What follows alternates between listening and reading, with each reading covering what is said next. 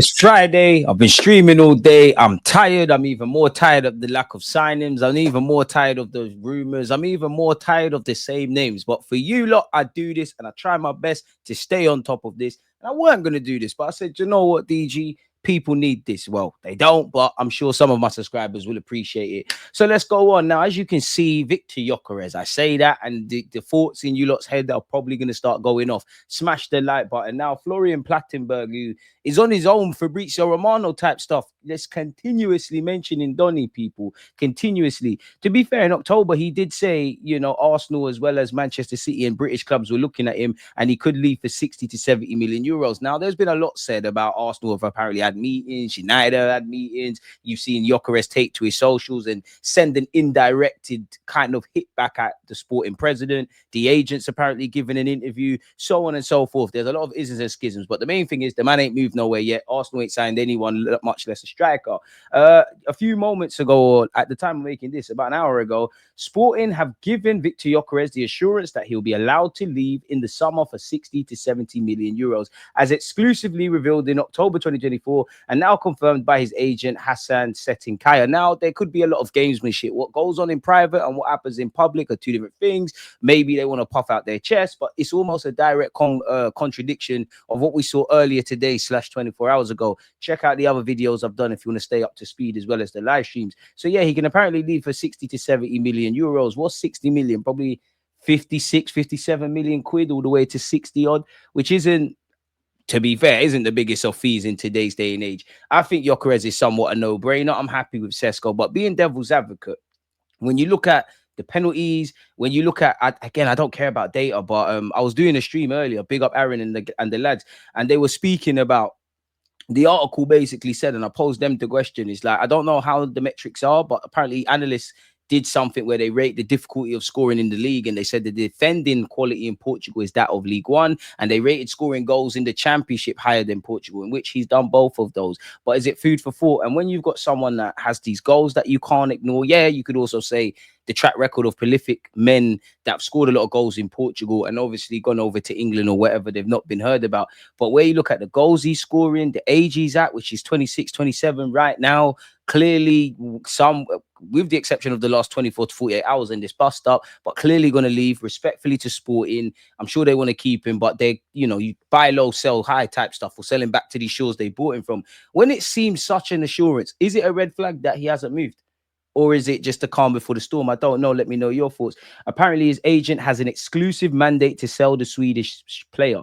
If Sporting rejects an official proposal of a fixed 60 million euros, it will have to pay 10% of the amount to the forward's agent. How's he managed to negotiate that one? And apparently Sporting, I don't know anything about Ivanovic, this one. Apparently he plays in Belgium. Apparently they're looking at a replacement already. They must have been looking in probably 2 years, definitely from last season starting to now, for a Gyökeres replacement. So we're going to have to see what's going on there. But that's in relation to Gyökeres. Arsenal hold initial talks to sign Brazil star Alessandro. He recently made his Brazil debut. I'm pretty sure he's 25. I could be wrong on this, but like Gabriel Magalhaes, he plays for Lille, and it makes sense because we've tried to get Howson, we've tried to get Victor Rice, we've been linked with Joel Hato, we've been linked with Mark Gurhey. Clearly a centre-back or a defender or added defensive options is something we're probably looking at. Arsenal have made an initial approach for Lille centre-back Alessandro, according to reports in Brazil. The 25-year-old has been one of the standout defenders in Liga this season and was rewarded with his first senior cap for the Brazil national side by Carlo Ancelotti last month. Continued his impressive form in Brazil, and he's delivered 2 solid performances against Ecuador and Paraguay, and social media was going a bit crazy. You know I'm a fan of Brazil in relation to that. According to AUL, which I assume is out of Brazil, Arsenal had scouts in the stands at the Nial Quimica area on Tuesday to watch Alessandro and have made initial contact for the defender. The report adds that Serie A champions Napoli have also made an approach for the Brazilian. Now, did Gabriel Magalhaes not be pursued by Napoli? He's Brazilian. He's also at Lille. Are the stars aligning? I don't know, man. Maybe lightning does strike twice. Speaking about his future, he said, it depends on Lille's president. You have to ask him. I'm calm, not in a rush to leave. He'll decide my future. Fair play, fair play. But it's another defender. Do you not reckon we need another defender?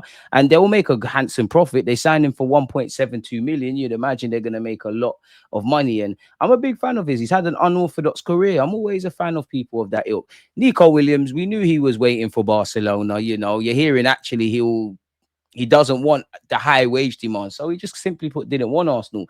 Now, several journalists have spoken. Let's start with Romano. More on Nico Williams. Barcelona got clear message from the player on being open to joining the club this summer. Bayern are willing to make an effort. He's still also on Arsenal's list, while Barca have their chance now. Athletic are ready to offer a new deal if he stays. Hasn't been mentioned, but we've seen him linked with Newcastle, Arsenal, Liverpool, Bayern Munich, PSG, so on and so forth. And, I'm tired of hearing about Nico Williams. I won't lie to you lot. Apparently, Deco met with his agent people in Barcelona for a 90-minute meeting. Arsenal remain interested, but face competition from Bayern. Now, unless there's a change of heart and he doesn't want to join Barcelona and link up with Yalmao or stay in his native Spain, Bayern Munich, Arsenal, Chelsea, anyone that's linked with him, it's a myth, people. Apparently, he's open to reduce salary demands to join Barcelona, says Jacobs. Deco held a meeting today with Williams. His agent told it was communicated Williams will agree to a 12 million a year gross number discussed 12 months ago. So it was clearly that, you sit down. I don't want to leave Bilbao right now. I'm going to sit on my hands, try and win the Europa League, which didn't happen, and have a strong season, and then stay in Spain, but make the switch to Barcelona, who have got Garcia, got Nico Williams. Are we stealing their targets or are they stealing ours? Bayern also want Williams, who apparently was led to believe 24 hours ago was going to join them, and Bilbao have started contract talks. Clearly, Nico Williams, his agent, and himself is playing a blinder. They want to join Barcelona, but they're probably giving mixed signals to Bayern, mixed signals to Arsenal, mixed signals to Bilbao, or maybe they're not, and they're being crystal clear about the man's intentions, and these lot are still not listening, people. Once again, Barcelona held talks with his agent on Friday, where it was made clear the Athletic Bilbao winger is keen to play for Bilbao. Arsenal and Chelsea have a long-standing interest. We all have heard about his salary demands of 322,000. That, I'm not sure on the maths, but that doesn't correlate with what we just read, people. Everyone would need to meet his release clause. Maybe Barcelona will negotiate that down. Who knows, people? Apparently, Barcelona's first choice to strengthen is still Luis Diaz, and they have been linked with Marcus Rashford, who also held talks with Deco people. His agent held talks. So, yeah, meetings taking place. It looks like we're not going to get our man. Let's be honest. Andrea Berta and Arteta, or more so, not even Berta, because he ain't been here. But for Arsenal and Nico Williams, we've been chasing you for a year. We had to have known. And it just stinks of Rafinha to me. Very different, but Rafinha wanted Barcelona. Then he wanted Chelsea because at the time they were in the Champions League. We obviously wanted him, but we were third in a three-horse race. So if a girl don't want to talk to you, you need to go chat to a new thing. You need to have some pride, people. Arsenal and Man United's target Victor Gyökeres has reportedly refused to ever play for Sporting again after they went back on their previous agreement to sell him for 59 million. That is what we heard yesterday, people. Arsenal are in close contact with Hato's camp. His team are unsure about minutes next season and are open to options. Chelsea's interest adds competition with potentially more game time on offer. We have been linked with Antonio Nuso, who hasn't set the world alight at Leipzig. We were more aggressively linked with him when he was obviously at Club Brugge, and he's doing his thing for Norway. They've had a good post-season, I'd say. Norway, big up Odegaard, he's been well. Newcastle apparently have submitted a bid in excess of 40 million euros for Nusa, with negotiations underway. He's the main option for Newcastle. Leipzig still want 45 million. Nusa, a top prospect on the shortlist for Arsenal, Napoli, Aston Villa and Chelsea. He's been there 2 minutes. I remember he had a failed move to Brentford, but I'm assuming they sell him, Sesko, Xavi Simons. I wonder where that leaves Leipzig. Could we go in for Xavi Simons? Smash the like button, let me know. We've gone over Mr. Alessandro, people. Apparently, we're monitoring him ahead of the transfer window. We're monitoring everyone. Team news and ticks on Hato. We've gone over this. It's more than phone calls to understand the situation. As we know, Berta works on multiple deals at a time. And when Arsenal were talking to Dean Howson, they were also talking to Hato and his camp. At the moment, it's not clear how the situation will play out. Timber, do your job. Players camp is unsure he'll get minutes he needs and is mulling over the opportunity. This is complicated by Chelsea being interested, and there will likely be more minutes available for him there. Unpopular opinion, I want him at Arsenal. I can understand why you signed for Arsenal or Chelsea, big clubs, Champions League, all of that. But you've had a season playing left back. You've played centre half. You've made over 100 appearances. You've captained Ajax all at 18, 19. Again, 18, 19, still a baby. Surely it makes sense. It could boost your chances, but you're in the national team contention. The move is going to happen. Surely it makes sense in a World Cup year. Stay at Ajax, do your thing, and then either in the build-up to next year, so 2026 World Cup, you've either, you've patterned up your move for then, or you deal with your future after. I don't know. I'm just a football fan. Arsenal apparently are still in negotiations with Leipzig over a move for Sesko and have hit a roadblock. The German club are demanding the striker's full release clause of 65 million. Arsenal will move on to other targets if they can't agree a deal by June 15th.